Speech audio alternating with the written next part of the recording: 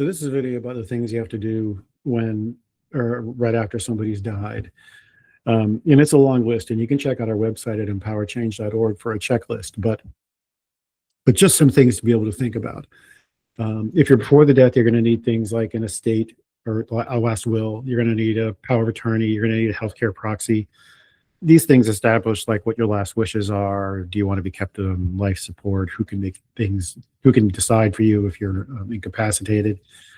So there's a whole bunch of legal affairs that you'll want to work with. There are sites you can go online. You will need a lawyer for a will. I mean, you don't really, but it's good to get legal advice around that.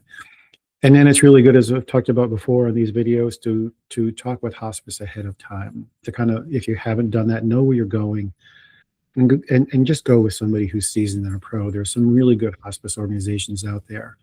This is one of the most important experience you're going to go through in your life, helping guide somebody through their end of life. So, it's based on my experience of not just personal experience, but 20 years in this business. It's really important to go with a pro. And then you got to think about, a lot of these things to do after somebody decides, what are you going to do with like all the personal belongings?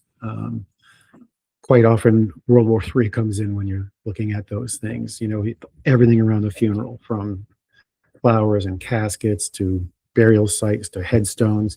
My only advice for you on that is don't get upsold. The casket you choose for somebody you love to bury them in the ground does not equate to how much you love them. So don't feel like you have to go get the most expensive casket, or they're going to guilt you into buying the most expensive casket as an expression of your love.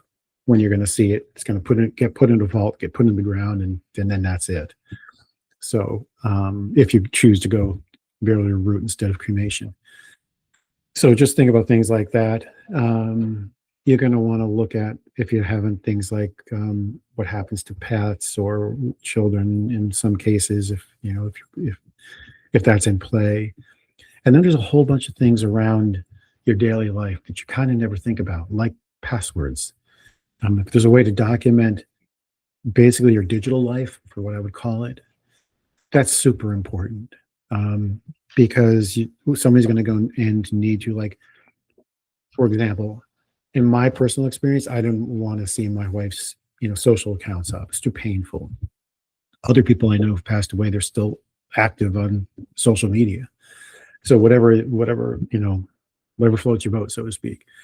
You're going to need information about bank accounts, investment portfolios, insurance policy, credit cards. I mean, the list goes on and on and on. In addition to like login credentials, key contacts, things like that. So it's important to there's a long list of things to do, and they're all kind of incumbent on whoever is tasked, whether it's surviving spouse or somebody in the family who's been tasked with doing all these things.